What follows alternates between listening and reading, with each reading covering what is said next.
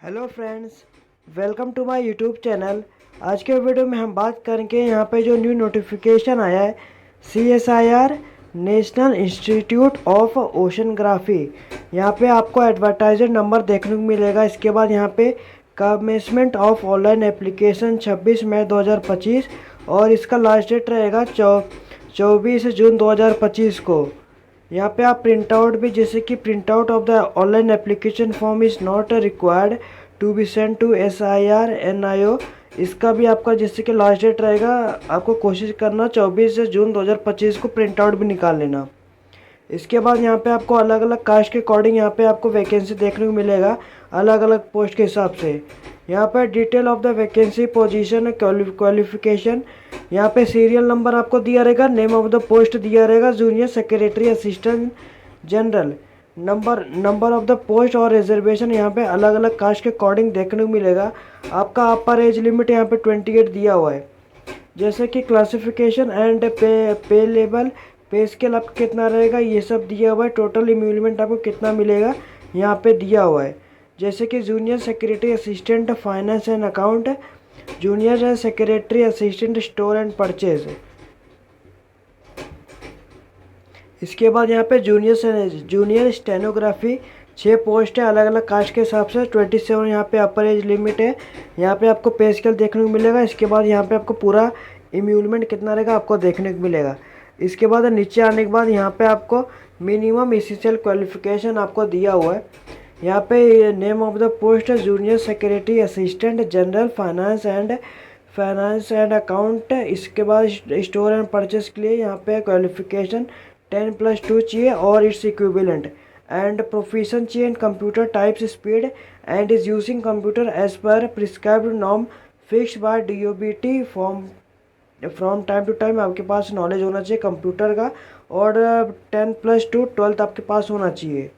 आपका job requirement क्या रहेगा, नेचर ऑफ वर्क क्या रहेगा, ये सब दिया हुआ है।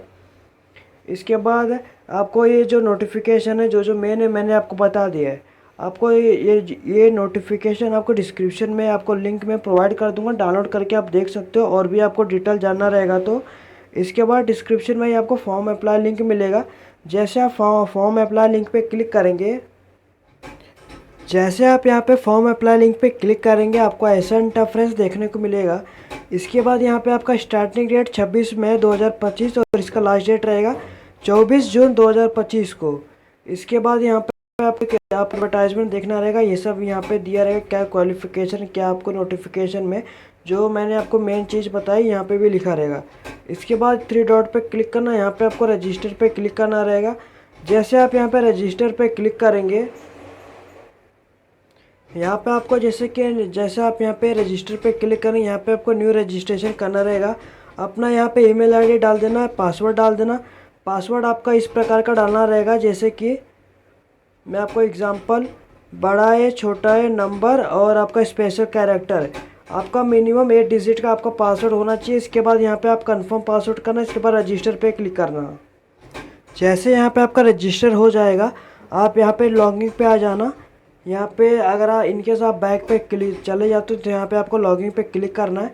लॉगिन पे यहाँ पे जैसे कि क्लिक करने के बाद यहाँ पे आप ईमेल आईडी डालना और यहाँ पे पासवर्ड डालना जो आपने अभी क्रिएट किया था।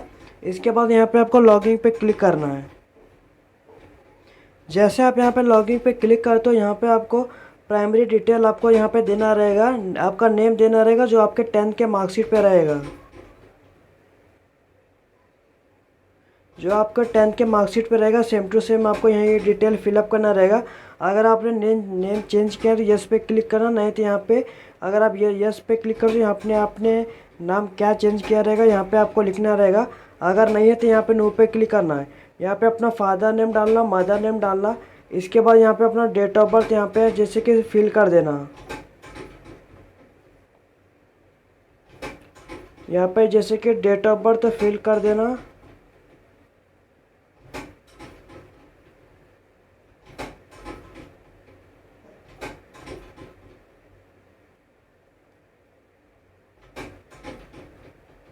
इसके बाद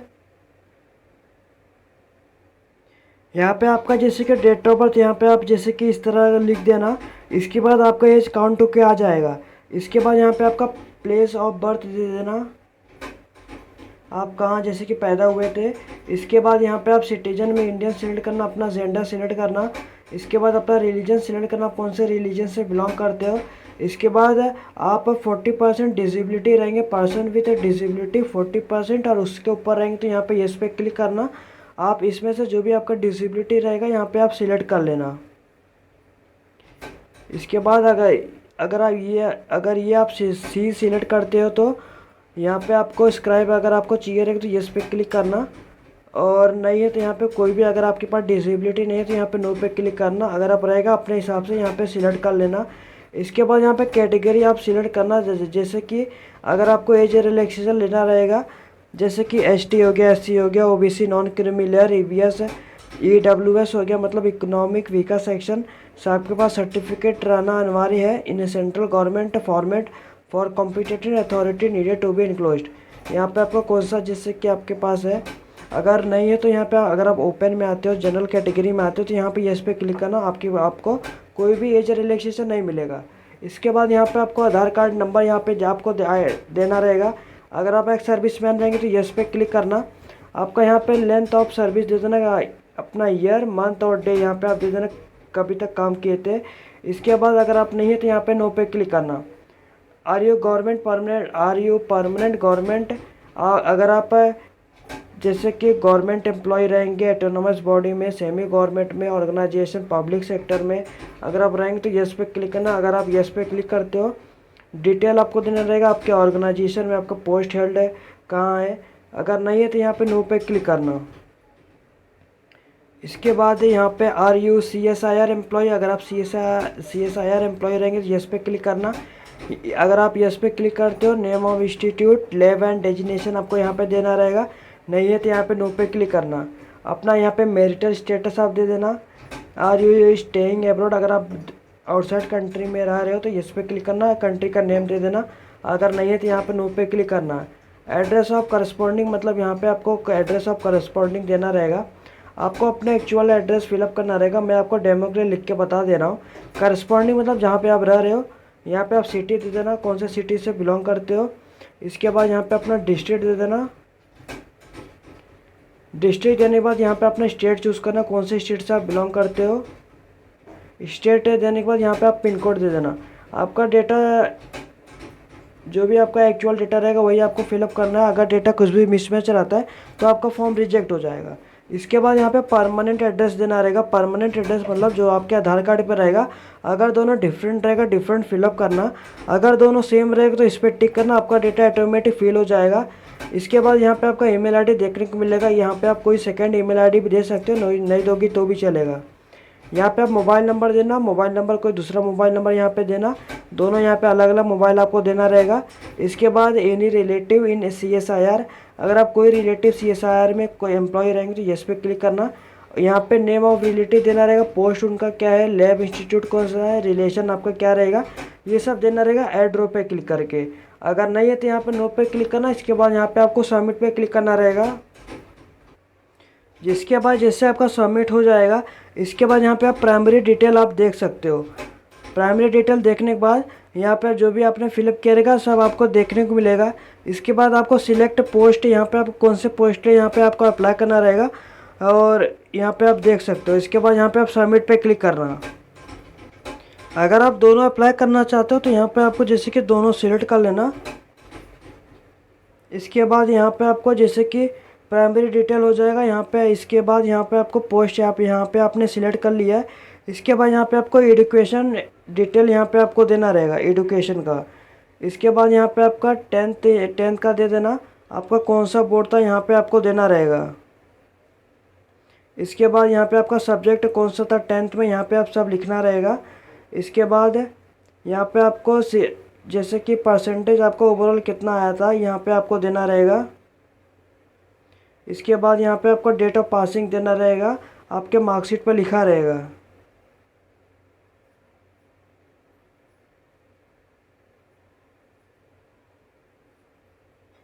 यहाँ पे देने के बाद यहाँ पे आपका फर्स्ट क्लास सेकंड क्लास जो भी आपका रहेगा यहाँ पे आप दे देना। इसके बाद यहाँ पे आप 12th का भी सेम टू सेम ऐसे ही आपको फिलअप करना रहेगा।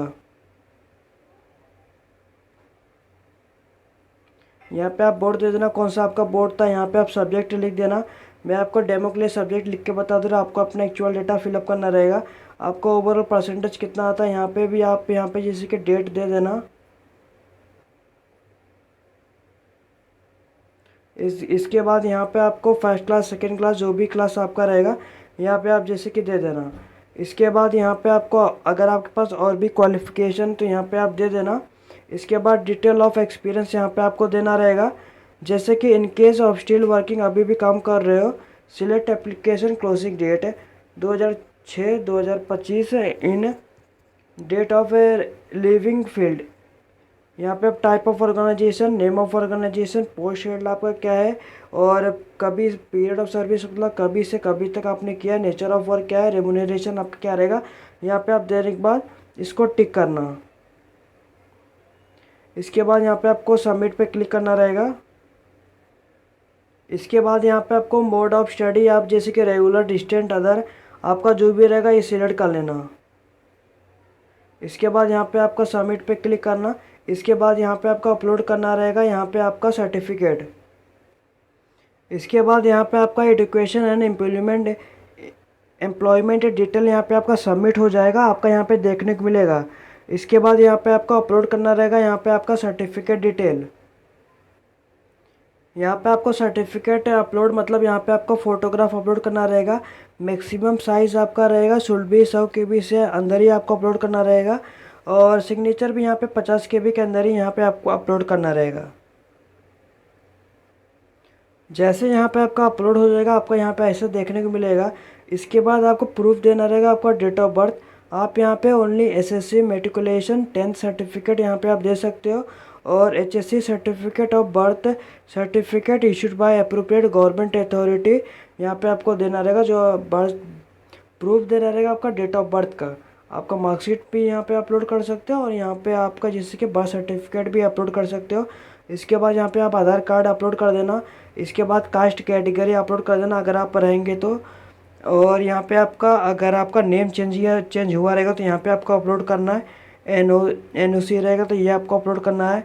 और यहाँ पे एक सर्विसमैन हो गया, PWD सर्टिफिकेट हो गया, एनी रिलेवेंट डॉक्यूमेंट और भी रहेगा यहाँ पे अपलोड करना रहेगा। जो भी आपके पास डॉक्यूमेंट रहेगा यहाँ पे आपको अपलोड करना है।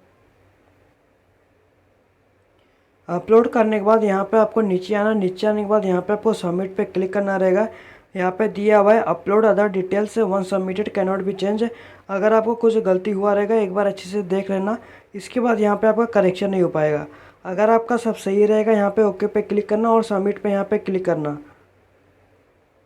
इसके बाद यहाँ पे आपका submit primary detail, education qualification detail.